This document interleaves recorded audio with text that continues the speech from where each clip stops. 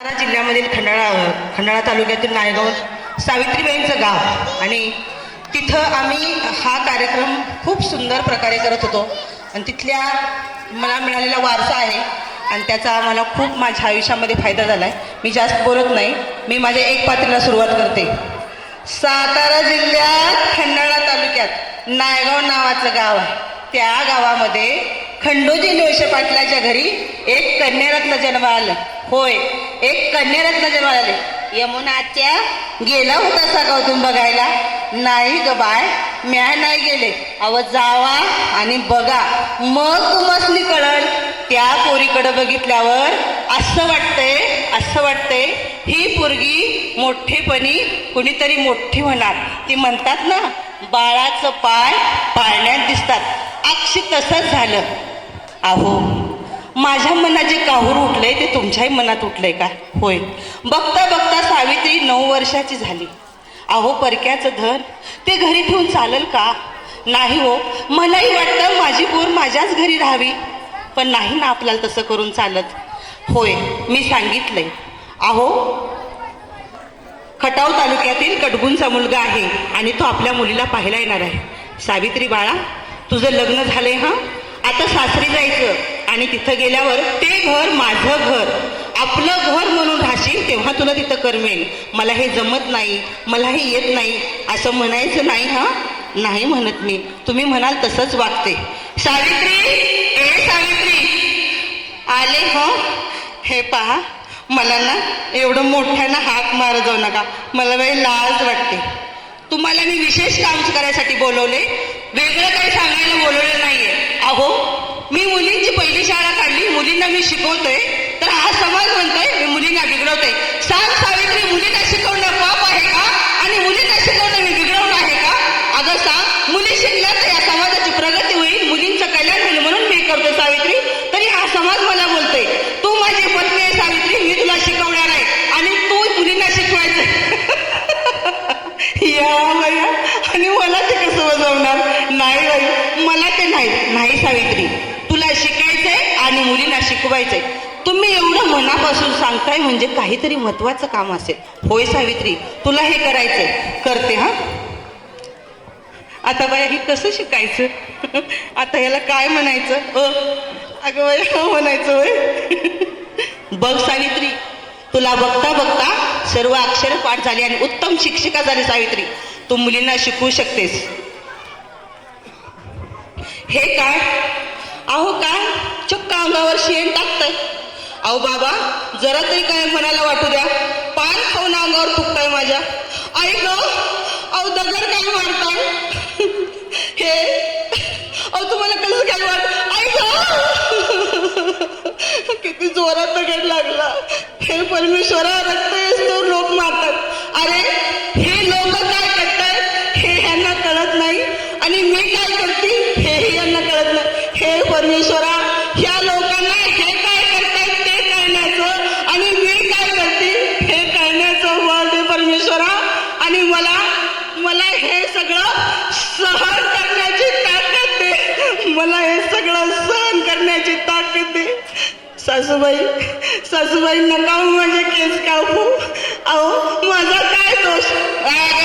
म्हणे माझा काय दोष? अरे बघत काय बसलास, काप तिचे केस. अहो, माझे एवढे लांब सडक केस कापले. बाई, तू कोण? बाई काशी, मला नाही जगायचं, मला मरायचंय बाई. अगं, पण का मरायचं ते तर सांगशील का? नाही बाई, माझं लगीन कधी झालं ते मला माहित नाही, माझा नवरा कोण होता ते मला माहित नाही. घरचे म्हणतायत माझा नवरा वारला म्हणून मी म्हणायचं माझा नवरा वारला. ते म्हणतायत मी विधवा झाले म्हणून मी विधवा समजायची. बाई, चुकून माझा पाय वाकडा पडला आणि त्याचं मूल माझ्या पोटात वाढते. घरचे म्हणतायत जा ग, तूही नको, तुझं काही मुलंही नको, अजिबात या घरात राहू नको. सांगा बाई, मी कुठं जाऊ? मला नाही जगायचं, मला नाही जगायचं, मला मरायचंय. अगं हो, आम्हालाही मूल नाहीये. तुझं मूल आम्ही आमचं मूल मानू. वा, माझ्या मनातलं बोललात सावित्री. होय, तुझ्या मुलाला आम्ही आमचं मूल म्हणून वाढवू. अगं, अशा कितीतरी मुली आहेत या बालविवाहामुळं त्यांच्या लहान वयामध्ये विधवा होतात, त्यांचं चुकून वाकडं पाय पडते. म्हणून बालविवाहाला बंदी घालून त्या मुलींचं लग्न केलं पाहिजे. होय, सत्यशोधक समाजाच्या चळवळीला आता चांगला आपला प्रतिसाद मिळत आहे. होय आई, अगं मला नटवून कुठं घेऊन चालली आहेस? सांग ना मला बाळा. सांगते ना तुला, मला माहीत आहे. पारूचा मागं नवरा वारला तेव्हा तिला असंच नटवून नेलं होतं आहे. ती परत आली नाही ग. तू मला तिकडंच घेऊन चाललीस का? बाळा, तुला मी सांगू शकत नाही ग. मला खूप वाईट वाटतं, पण काय करू मी? या गोष्टींना काही करू शकत नाही. या ज्या प्रथा आहेत, ह्या समाजातल्या सतीच्या प्रथेला मी काही करू शकत नाही बाळा, मी काही करू शकत नाही. स्मशानभूमीमध्ये तयारी झाली का सगळी?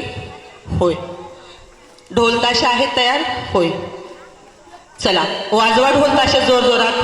आई आई आई, मला नको ना टाकू जास्त. आई आई, मला भाजतंय ना ग. आई मला खूप भाजतंय.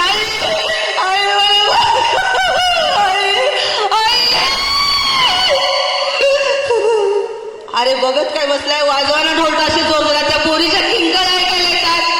हा झाला तिचा आवाज शांत. हा जीव गेला वाटतो. अशा कितीतरी प्रथा होत्या. या प्रथेनं आमच्या काळजाचा ठाव चुकत होता. हंटर कमिशनने या सर्वांची दाद घेऊन सावित्रीबाई फुले आणि ज्योतिबा फुलेंचं उतचित सत्कार केला. पण फुलेंना आजारानं ग्रासलं. अहो, परवा डॉक्टर आले होते, तुम्ही मला काही बोलला नाही. काय झालं ते सांगितलं नाही. काही नाही, मला ना थोडासा गुडघ्याचा त्रास होतोय.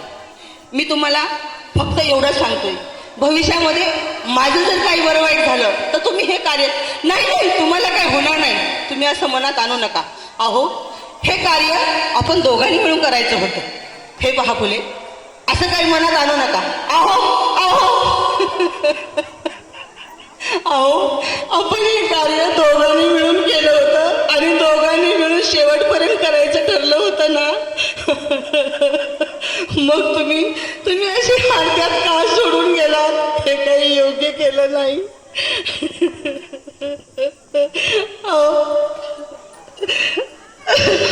परवाच पुण्यावरून पत्र आलं होतं. पुण्यामध्ये प्लेगची साथ पसरली.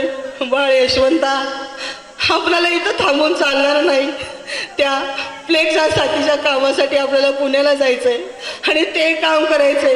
मी माझ्या शेवटच्या श्वासापर्यंत ते काम करणार आहे. हे काम मी थांबवणार नाही. चल चल बाळा यशवंता, धन्यवाद.